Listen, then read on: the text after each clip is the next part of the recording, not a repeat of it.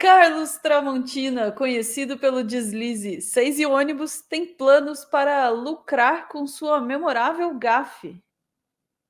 Sério? Bom, que bom para ele. Vocês ouviram a Ana, né? Carlos Tramontina, jornalista, fez muita coisa na vida. E uma gafe. Deve ser lembrado o quê? Pela muita coisa ou pela gafe? Que pergunta, porra. Que pergunta.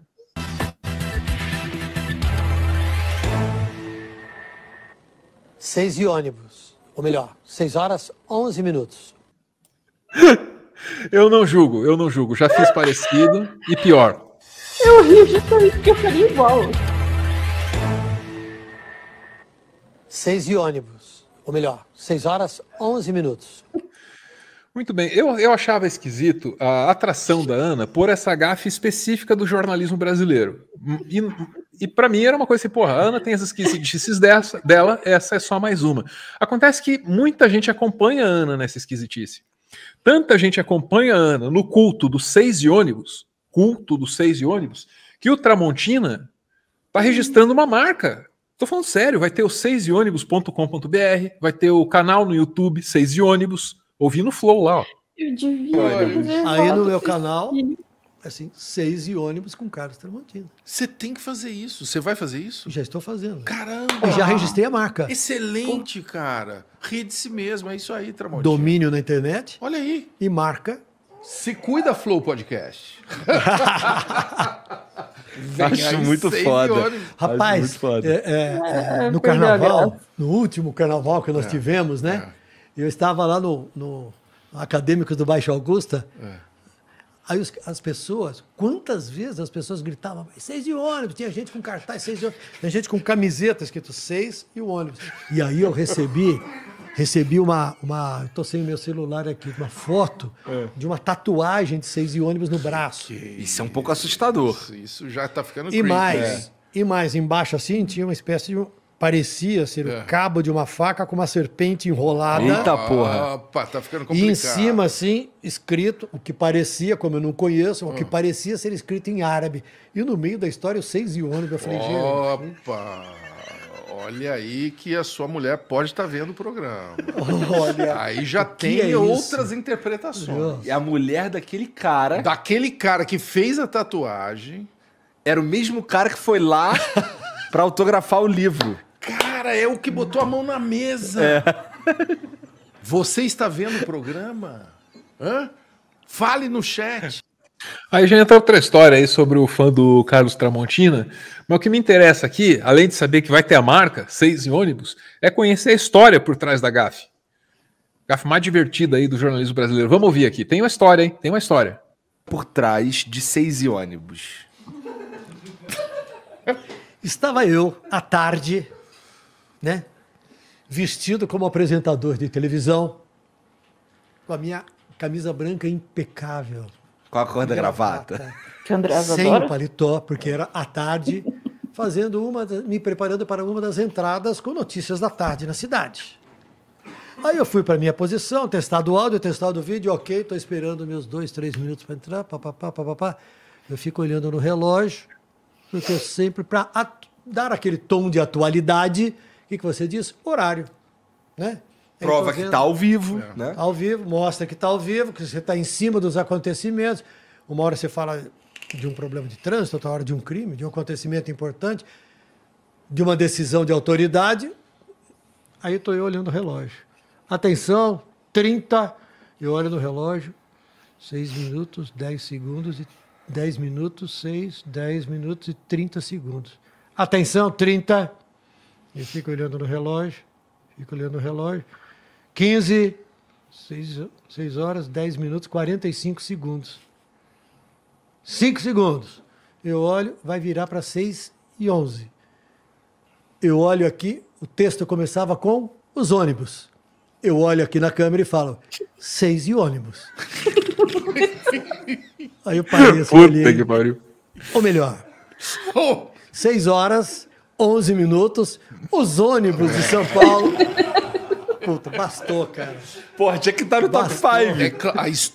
A história aconteceu. É assim que a história aconteceu. Até hoje. Maravilha, né? Até hoje as pessoas lembram disso e agora mais ainda. A gente Eu fui no gosta. Parque da Água Branca essa semana, as pessoas falavam, Tramontina, 6 e 6 ônibus. e ônibus, Tramontina. ônibus, Tramontina. Sabe o que elas estão dizendo pra você? Você é humano. É. Isso é que eu acho legal.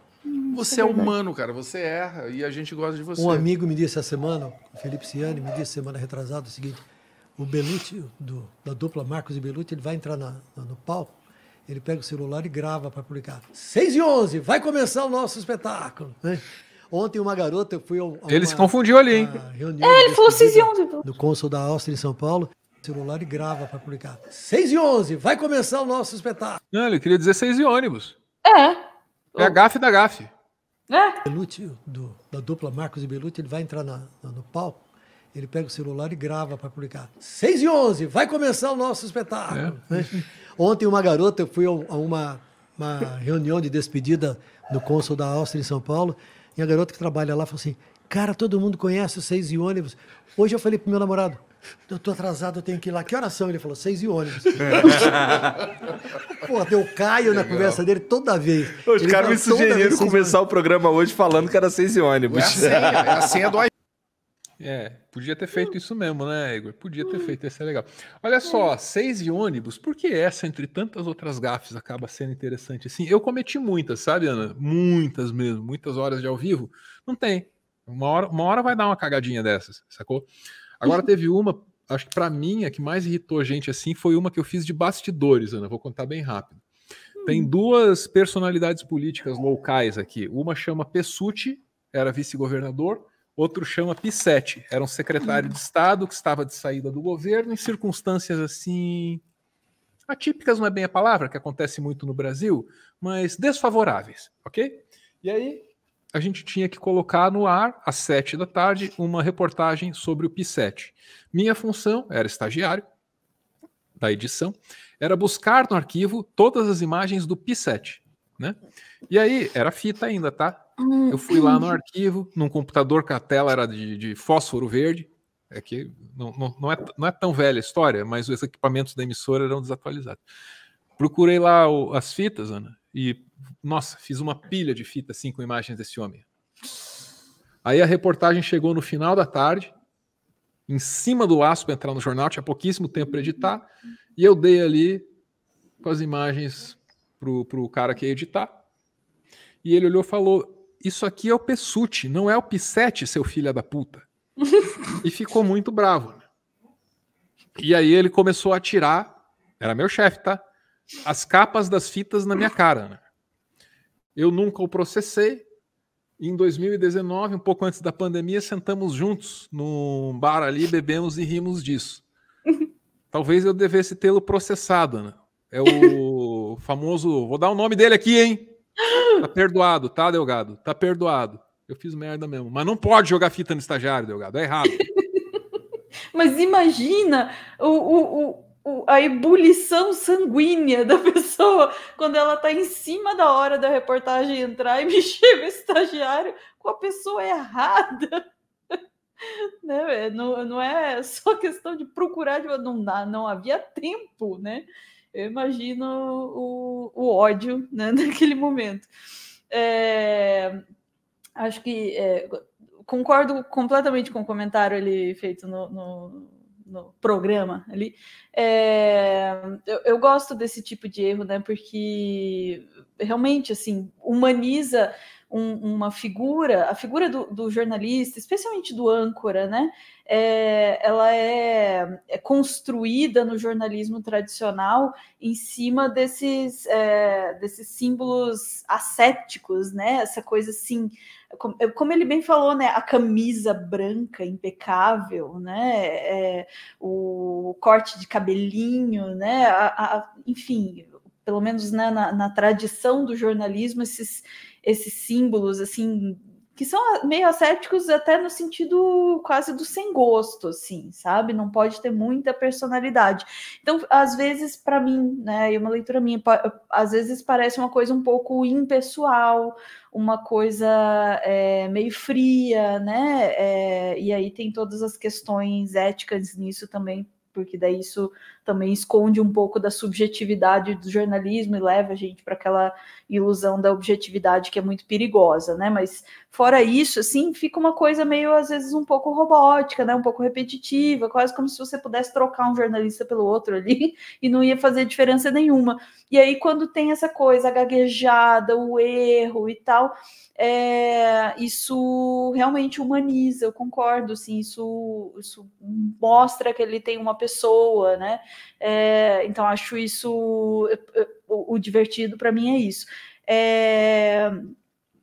Eu vou fazer a recomendação cabeçuda de professor, né? Tem uma explicação de como essas coisas acontecem, que está num livro de um cara que chama Roman Jakobson, caramba, eu fiz o nome do livro. Acho que chama As Funções da Linguagem. E aí ele fala um pouco sobre como é basicamente a linguagem se dobrando sobre ela mesma, assim, sabe? É o eixo sintagmático da linguagem. Desculpa, gente, adoro essa coisa.